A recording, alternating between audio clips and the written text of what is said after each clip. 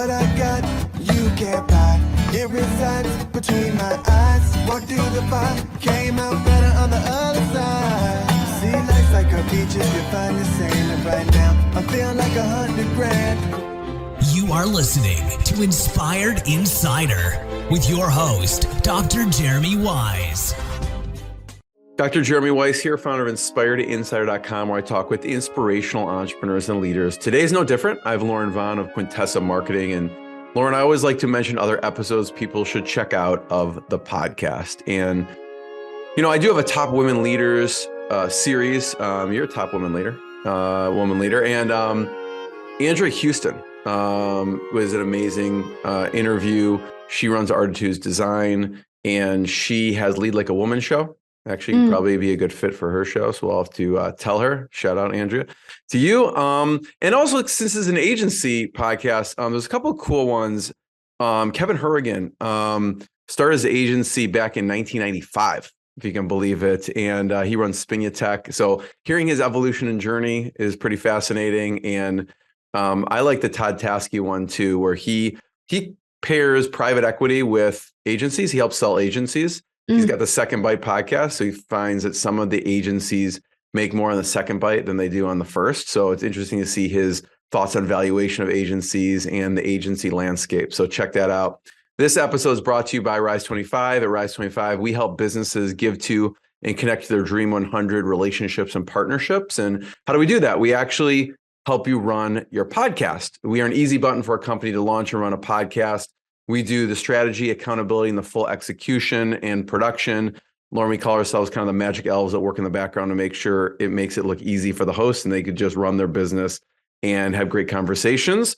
You know, for me, the number one thing in my life is relationships. I'm always looking at ways to give to my best relationships. And I have found no better way over the past decade to profile the people and companies I most admire and share with the world what they're working on. So if you thought about podcasting, you should. If you have questions, go to rise25.com. And I'm excited to introduce today's guest, Lauren Vaughn. She's CEO of Quintessa Marketing. And Quintessa Marketing delivers marketing services for client acquisition to attorneys and law firms. Their services vary all over the board to make sure they get clients for law firms, from web development to SEO to paid advertising to even intake department development and training. Because probably I imagine if law firms aren't answering the phone right, it doesn't matter how good you do your job. Things slip through the cracks. So she does it all. Lauren's a successful entrepreneur. She's grown Quintessa to a 9-figure valuation because of her unique approach that allowed her company to get a large percentage of their leads converted to retainers for lawyers that they work with. So Lauren, thanks for joining me. Thanks for having me. You know, we were chatting a little bit before we hit record, and we'll get into it, but just start off with Quintessa Marketing and what you do.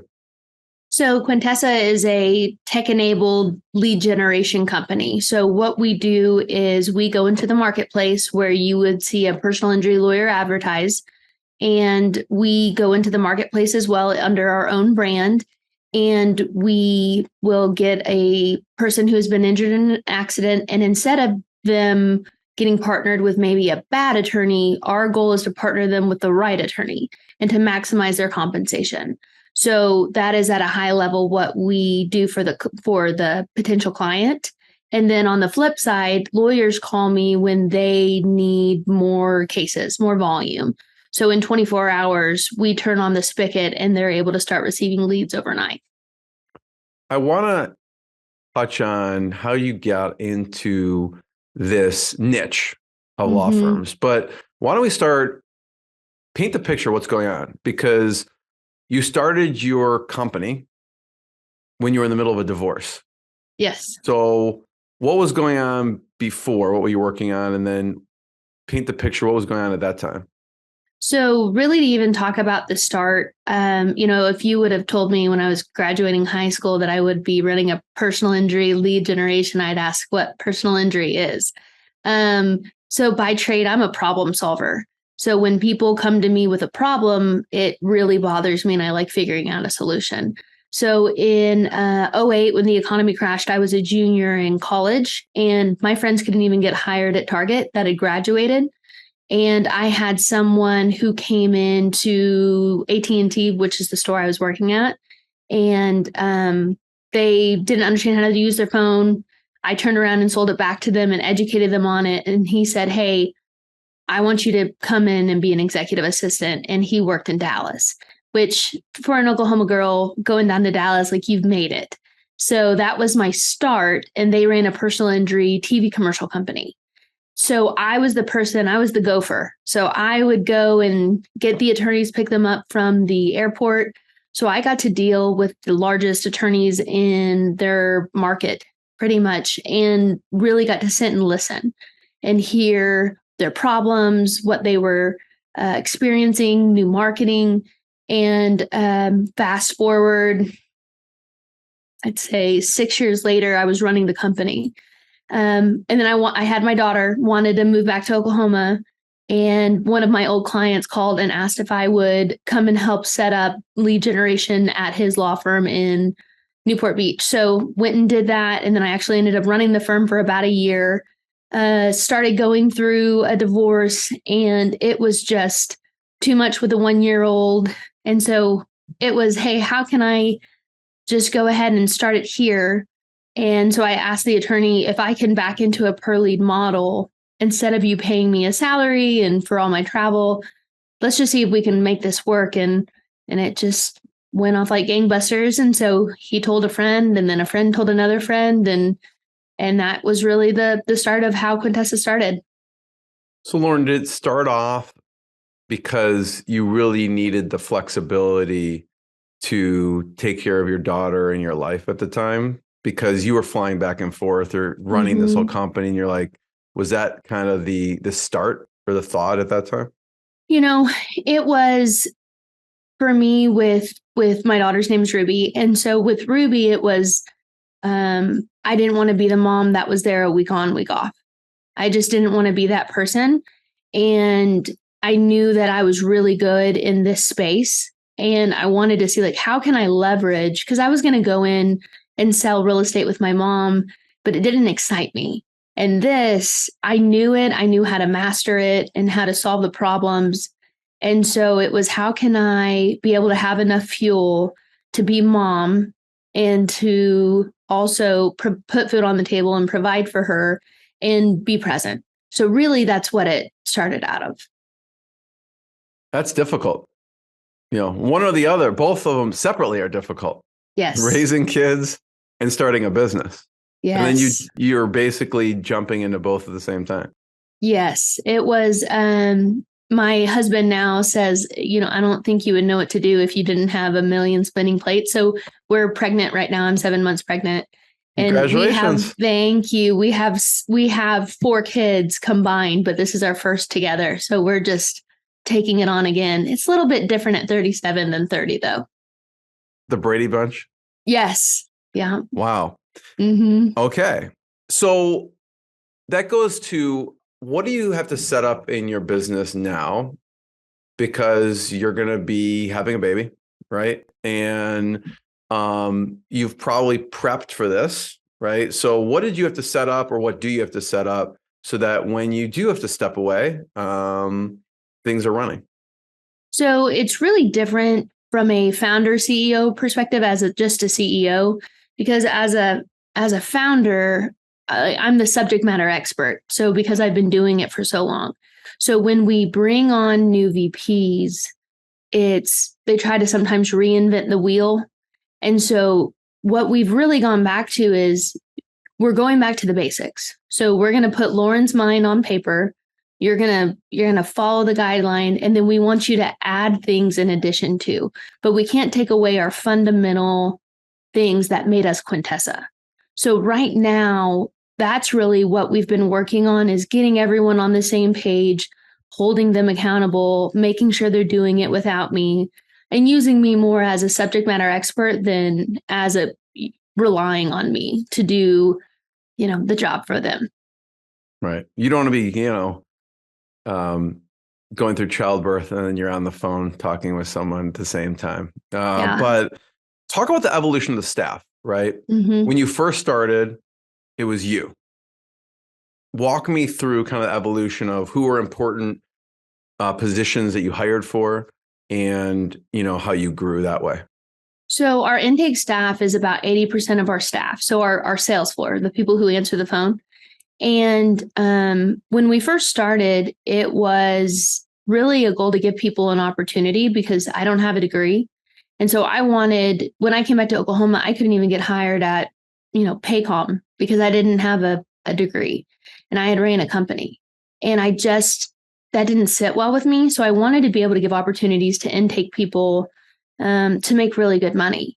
And so they are our most important staff because they're converting the leads. And so it started with them. We used to pay like 15 an hour. Now they're between 18 and 20, and then they get a bonus structure. So they can make up to $100,000 a year without a formal education for signing up these leads and helping these people. So I'd say the evolution of the staff has always been in the intake and how can we be a better employer. So we have daycare reimbursement now. We have a better healthcare now. Whereas when I first started, I couldn't offer any of that.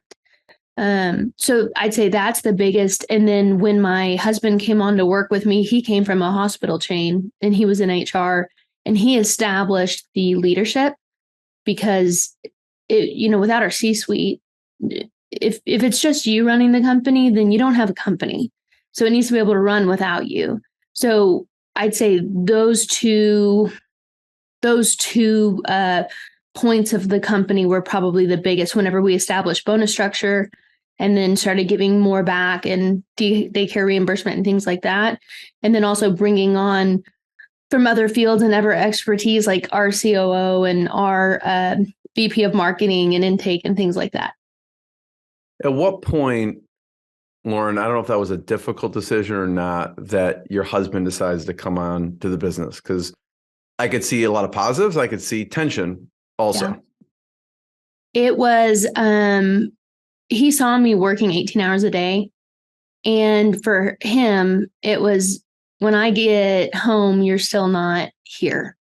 And he saw a lot of problems that pretty much what Quintessa does is, hey, let a lawyer be a lawyer. Let me get you the cases.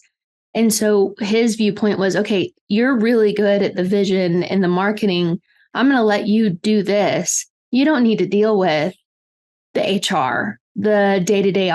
So he came in and said, if I can help with this and prove it out, then it'll free you up and you'll do better.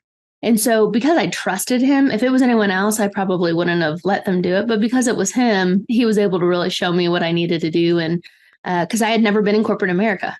And he had. And so he was able to bring some of those systems over. Was that a slow transition where he's helping you? Because, he's working with big hospital systems. It's like he's helping you and then it's like, you know what, I'm already doing this. Let me join. Or was it just more like quick and let me just hop in and I'm going to start working with you? So he didn't come over till we were engaged. So that was a big thing. So we met in February of 18 and then we were engaged in April of 19. So everyone knew him at the office. He would come in as more of a consultant and talk to people. But until we got engaged, he didn't come over. And then once he did, then it was, okay, this is going to be our family. I want to be a part of it and make, because the whole point of having your own company too, sometimes is to be able to enjoy the spoils of that. And if he wasn't here working with, then, trying to take off PTO on his end would almost be non-existent. So it was, let's work smarter and get it all done. It sounds like over the years, you've probably refined also, you've had to hire more and more people and refine the hiring process. Is there any interesting tips you can give on the hiring process itself? So I would say, personality tests and the quizzes and things like that, like culture index, to me is a absolute must. Anyone can look good in an interview. Anyone can look good on a piece of paper. And, you can pay people to say really great things on references. But to me, when you're in a fast-paced or high-growth company, the question is, who's going to be here after the honeymoon? Who's going to be here after 90 days? Who's still going to be grinding? And so it was investing in people like that and in programs and processes like that Because it also gives you a look at the person like, okay, well, this makes sense of why they're this way or how to deal with them or deal with this conflict resolution. And you get an inside look at the person. I think Culture Index doesn't take that long also for the person to fill out. It's like 5 minutes. Yeah. We were talking before we hit record about how staff responsibilities and staff changes as the company grows, right? And I think I'm maybe butcher the title, Lauren, but it's like what got you here won't get you there. I think Marshall Goldsmith wrote a book of similar title. You were saying how when you grow from 10 million to 20 to 30 and beyond, the staff that you have has to change or they have to change roles. How did you handle some of those? What were some of those inflection points where you saw that the staff that you had to either change or they had to modify what they were doing? I think with some of our staff, some of our leadership is really where we had to make some adjustments. And they were hard conversations. And some leaders, they didn't end up staying because it was hard for them. And we understood that. But, the vision is, hey, listen, if Quintessa is supposed to be going here, then it's all about how do we get Quintessa to this point. And if you buy into the vision, then you're going to understand and shift seats and shift accountability if you need to. So if you don't have a clear vision, and if your people aren't on board with that vision, then you're going to have people who leave or people who aren't bought in. And so when I sat down and had those hard conversations and said, you are fantastic, but I need you in this role now because I need you to not be a Swiss Army knife. I need you to now excel in this one thing because this Swiss Army knife role is too much and you're not shining in the thing that you have expertise in. And so it's like all these plates were dropping. And what's funny is a lot of people initially they took it hard, but then they're so much happier now because now their responsibility is not for 10 different items, it's one. So it sets expectations, sets very clear expectations, and it's allowed us to scale. What were some of the indicators at the time?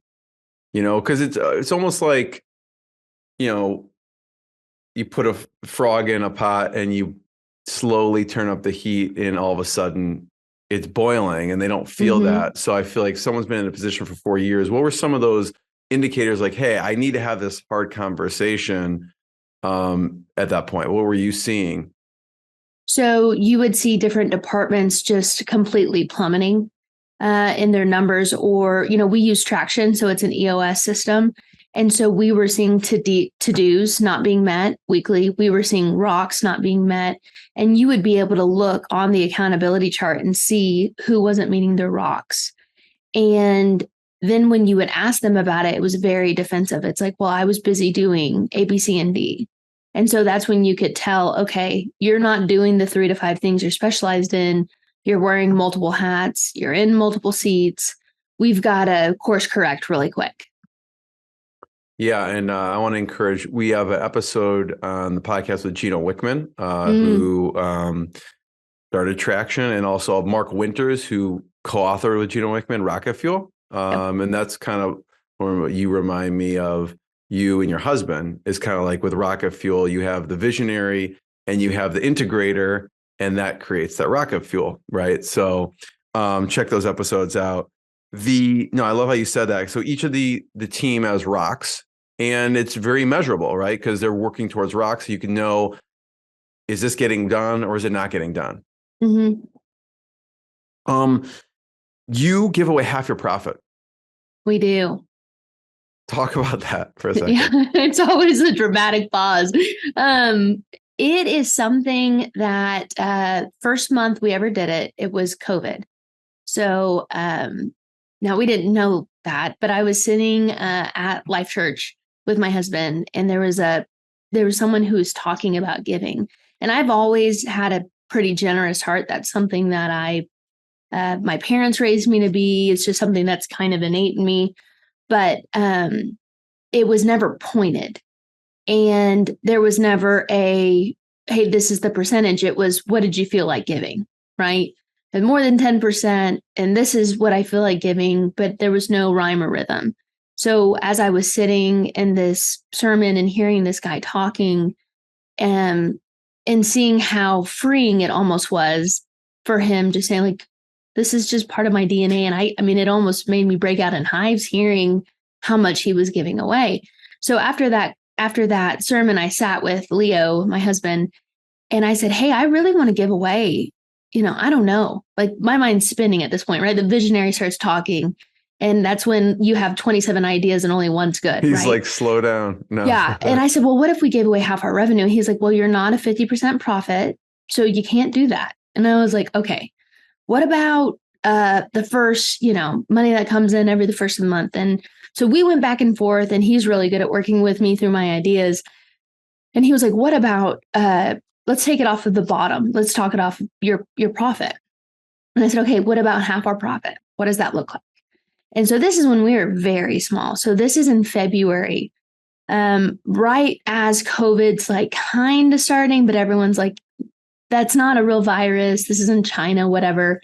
And so this was like middle February. So we're like, okay, we're already halfway through the month. We're going to do it in March.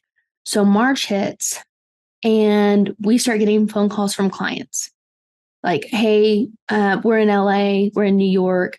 We can't even go to the office. We're having to shut down our law firm right now. So I'm losing clients. But I had committed, like, to my husband and to myself, we're going to give away half our profit. And so we start talking this through, and I am like writing the check end of March. Like, I wish I had like a picture of it, because it probably was the worst handwriting just from shaking, because I was so nervous because it was so much money, and it was money we didn't really have.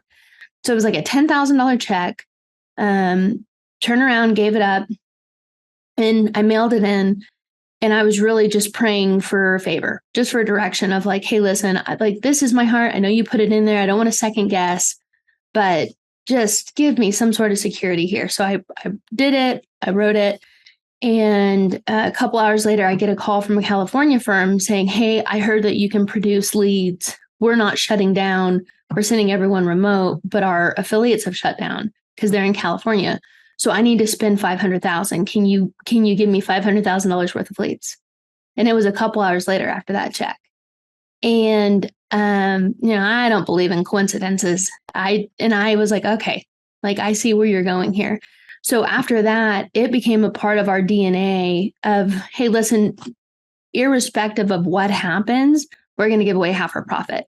So when we were having really bad months, still gave it away, because, it's just bigger than us. Quintessa has to be able to help people and do different things than just make profit and put money in our pockets. And so once we took that stance, it really made a difference. Lauren, do you choose different causes, or how do you decide how to distribute that? I do. So we partner with a lot of different charities. So one of the biggest ones is the Bible app. So they want to be able to, pretty much everyone in the world, be able to have access to a Bible in their language. So when I went to a private Christian school, and initially I wanted to go to be in international business and be a missionary. That was what I wanted to do. And so it was really funny seeing how God kind of brought me back to being a part of that and being able to give money, which can do way more than what I could have ever done as a person. So that's one that I'm partnered with Infant Crisis Center. So it's making sure that, in Oklahoma families, they can come 4 times. Each child can come up to 4 times in a year for food, for clothing, just to make sure that they're trying to help out, diapers. And then Remerge is all about taking women with nonviolent crimes who they may have gone through prison or maybe close to going to prison, and rehabilitating them and actually teaching them a skill. And so those are things, to me, it's breaking generational curses, because, at any point in anyone's life, if my parents were really great, but I've made some poor decisions. And if they weren't there to pick me up, who's to say where I would have ended up? So the goal is, hey, I want to give someone this opportunity and break these curses. And so those are the 3 that we partner with, but there's probably 25 that we give to at any given time. What's the website for the remerge? Do you know? I believe I think it's Remerge OKC. Okay. We'll check it out. Yeah, it's a That's pretty, and it's the only one in Oklahoma City that actually does it.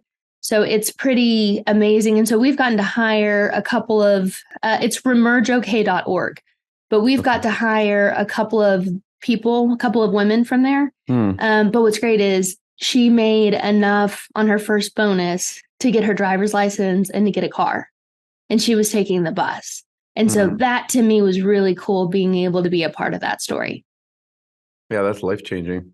Mm-hmm. I appreciate you sharing that. Yeah, I had a guy on, Dave DeRocher of the Other Side Academy, and it sounds like a similar thing where they have a place where they can, essentially rehab people who have been in and out of the prison system. And he was on the brink of a 29-year prison sentence. He talks about how there were choppers coming down on him at that time.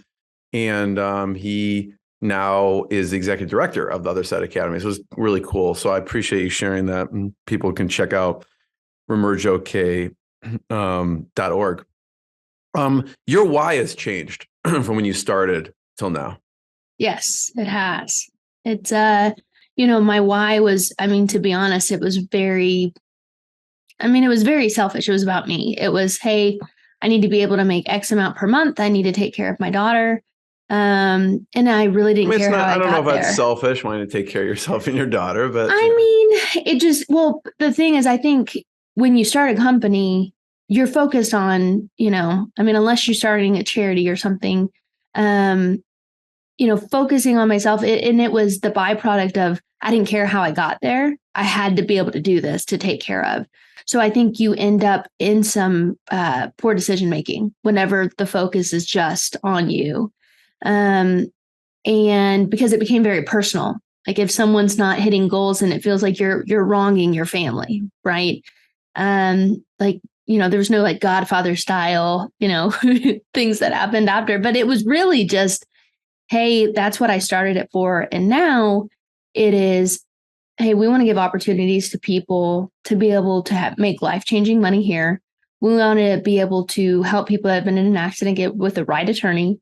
And we want to help the right attorney bring in a lot of cases and be able to add, profit to them. So the goal is, we're really affecting and changing 3 different people's lives at any given time.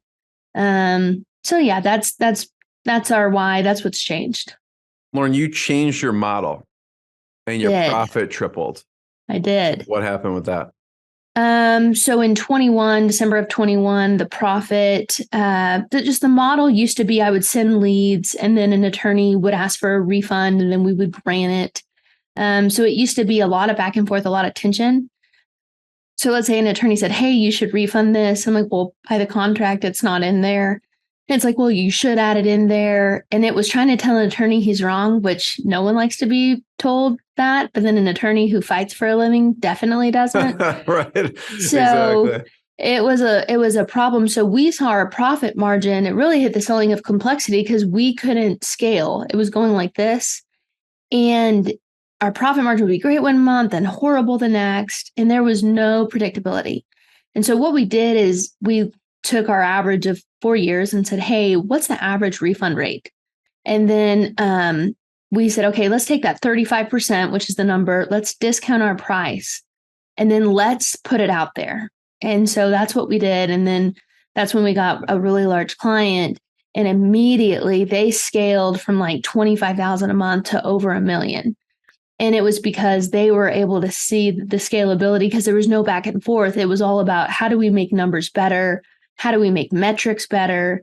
So we came in at a wholesale price. So you lowered pricing. We did. And did you get pushback? Yes. So all of my team really thought this was just going to plummet us because they were seeing the profit margin and seeing that it was thin. And they were, and anyone would be this way, looking at it saying, okay, so I just want to make sure you're clear. We're barely profiting and you want to lower your price and you're thinking you're going to profit more. No, like that, you're going to have to get all new clients. How are you going to get them? And I said, guys, let's just look, let's just watch, let's try it. And so we tried it with a few, and then they were happy. And now some of our other clients who were getting 70% refunds, whenever I told them we were changing the model, they were very upset. And so we lost some and they came back. Some of them did. But it's also, I just explained to them the model's broken, and it can't be that you're making a ton of money and we're making or losing money. We can't do it. It has to be a partnership. So it reframed the entire Quintessa to say, we're a partner, we're not your marketer. So if you're looking for a marketer, go buy leads. But if you want a partner to help develop processes and help your people and to make sure and really identify a problem and get a solution, then come to us. And that's what we're here for. So, Lauren, what you did was you lowered pricing, but you also changed the terms a little bit. So people couldn't refund off of leads you were sending, and were they paying a set amount every month then? So what they were doing, it was deducted at a per lead price. So let's say, for instance, in a market, they were paying $1,600 for a motor vehicle accident and then $5,000 for a commercial with a commercial policy. And then we lowered the price to like $1,100 for a motor vehicle and $3,000 for a commercial, but there were no refunds. And but because it was lower, it allowed them to look at it more holistically as opposed to one by one or lead by lead. Got it. And so, yeah, if they have if they average out over 100 people, then it makes sense. Like if you look at an individual basis, it's a little painful if like, well, that person didn't work out and we paid for it. Is that accurate? Yeah, it is. And so what we look at and what our people coach to every week when they're talking to them is, hey, what's your conversion rate and what's your CPA? What is your cost per acquisition? Are you hitting your numbers? And if it is, then let's not get into the nitty gritty. Let's look at the big picture. What you do is really tough in a sense that you only control certain things and you may get blamed for things you don't control. Okay. Yes. And, which I mentioned, right? You do. So what do you do to kind of shore that up with the company? We talked about the intake department and development and training. Talk about the challenges and mistakes people make with that you maybe go into and help shore up, because you're going to get blamed for it, I imagine. Yes. So we actually just had something happen last month where we had a client on the West Coast sending a lot of leads over, great leads. Cost per acquisition was really good, but it was falling out in their intake process. Well, when we started digging into it and looking at live transfers and looking at what was going on, we were seeing that they weren't able to complete their side of the intake, which is a more in-depth version of what we do. And they weren't able to get the client on the phone. So we had to reconnect a bunch of people over there. But then what I also asked was, I said, give me your questions. Like, I want to see your questions, because let's say it takes me 5 more minutes to get their questions answered while I'm on the phone, but it ensures them being able to scale to over $1 million a month. Well, I'm going to spend an extra 5 minutes on each one of the leads I send them. And in the type A in me, I'm like, I want to be able to take out of their hands and control everything that I can, that I know we're good at or that we're already doing. And we have a 65% intake staff. So it just makes more sense. So that's one thing we're adding on to our model and not charging. That's a partner. And that's how we want to do it. We want to be able to be the best that we can for them so they can scale. What are the mistakes people are making, law firms making with the intake process? And maybe not just law firms, but other companies. I think performance bonus is, to me, the biggest thing. So hiring the right people and then making sure they're incentivized and held to a culture of accountability. So if you have someone coming in late every single day, not hitting quota, they are just dragging you down and your team down, and they're going to be a cancer. So I think it's being able to hire slow and fire fast. But then it's also giving back to your employees. So we end up in our intake floor bonusing sometimes up to 50 grand in a month. But I mean, when you see how much ROI they've produced, they should. And we have no problem writing that check every month. So I'm waiting for the day I write a 10 grand check to one intake. It still hasn't happened yet. That's the challenge right now on the floor. But I'd say implementing those bonus structures are big. It's interesting you say that, because that was not the answer I was expecting. it goes back to people. I was expecting more of a process Mm-hmm. answer, but starting with the people, the hiring, and the right people, and then incentivizing those people. Mm-hmm. I'd say, I mean, our processes are clean, but if you don't have the right people, then your processes don't matter because they can't even get past the first 30 seconds of the phone call. So you will have no cases. So the processes don't matter after that. Because you can't really teach tone, right? You can't really correct salespeople. So you have to be Yeah. able to motivate them. How do you have a hard conversation with the company you're working with? Because you may find, hey, you know that person that's been working for you for 5 years? Mm-hmm. They aren't performing. They aren't Mm-hmm. doing a good job on the intakes. How do you approach that with them? Well, so what I look at it in is again try to look at it on a holistic approach. So if their team as a whole is really good and they're a great partner, but let's say we keep getting complaints from one person. So what I'm doing is I'm emailing a head attorney and I'm saying, hey, listen, I had 5 cases. Here's my valuation of these 5 cases. These 5 cases were handled by this intake rep, and this intake rep fumbled the ball on 4. So your ROI is lost from this person. And this is what was said on the call. This is what was done. And if it would have been handled by your other intake rep, John Doe, who handles this all the time, you wouldn't have lost these cases, which you're losing ROI on that because you have to pay for the leads. And so it's in a very not personal, it's very objective. It's a very objective, factual, here's what we're seeing. And it's not a judgment or it's not a subjective thing. You're bringing up objective measurements. Well, and if you listen to our call center, you may, someone has a bad day, right? They broke up with their boyfriend last night. They have a bad tone, but you have to have procedures in place to be able to watch that. So like for us, if we're not hitting a certain conversion rates, we pull people off the phone and we put them on rounds because we just say, hey, today's not your day. And that's okay. We're going to listen to it, give you feedback on it. But you get to a certain point. If you're not hitting conversion rates, then you're off. You mentioned you changed your model a little bit with the pricing, but your model is different from a lot of the agencies in general that I've seen. So what made you decide to really handle everything, take the intake in-house and charge per lead as opposed to, hey, we're just going to do a flat fee and just send them all your way? Mm-hmm. So I had done, the TV commercials, but then I also started our SEO division. And then when I started the SEO division for attorneys, we started listening to phone calls because we would see their clicks go up, their calls go up, but the cases not go up as much. And that's whenever I started to see, they were paying their intake reps minimum wage to handle a possible, $1 million case. Made no sense to me. It just seemed very backwards.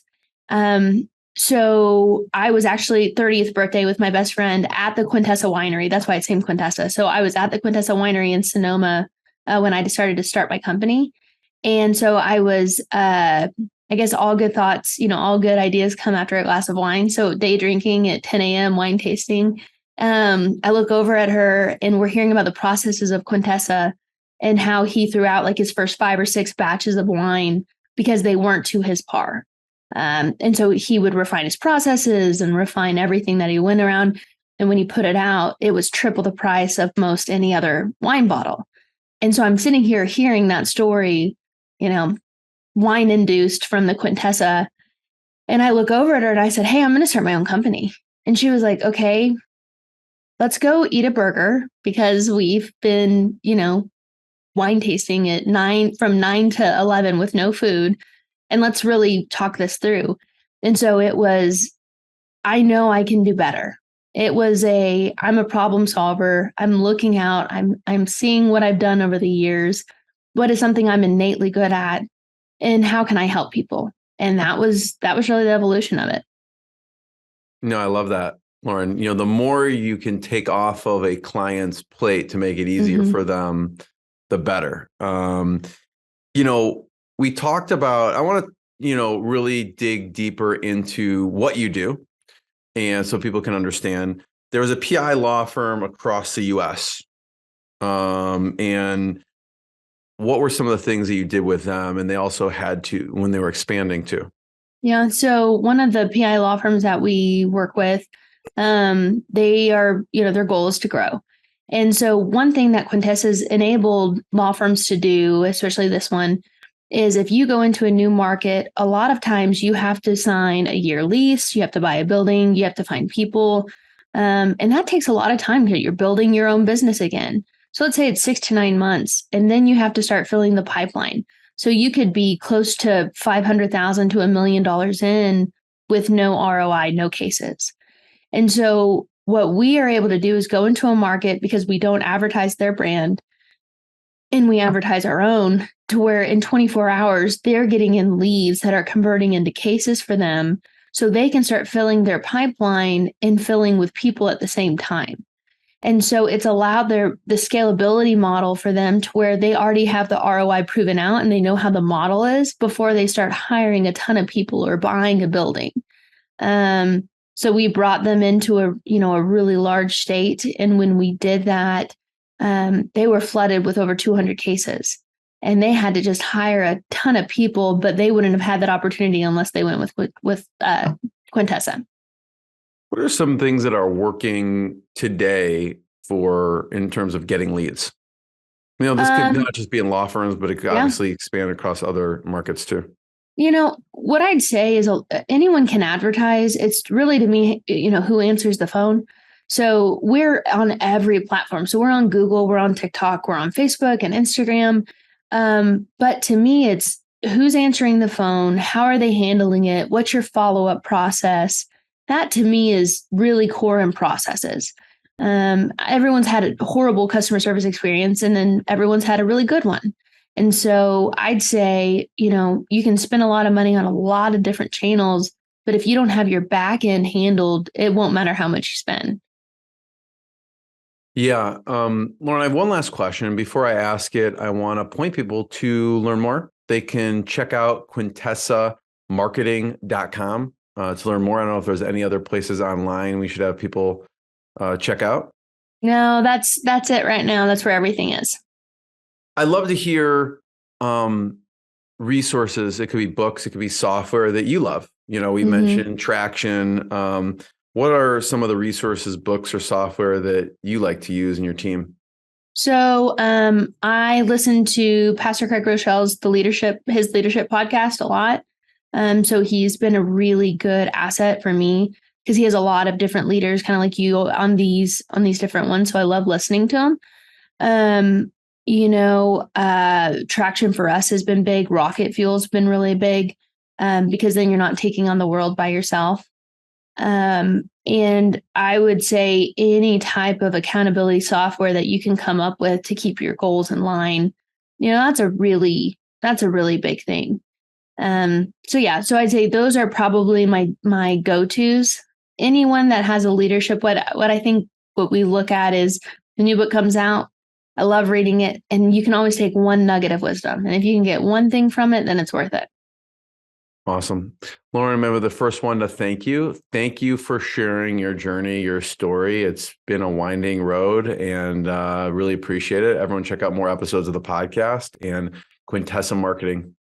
Thanks, Lauren. Thanks, everyone. Yeah, thanks so much. What I got, you can't buy. It resides between my eyes. Walked through the fire, came out better on the other side. See, life's like a beach if you find the sailing right now. I'm feeling like $100 grand.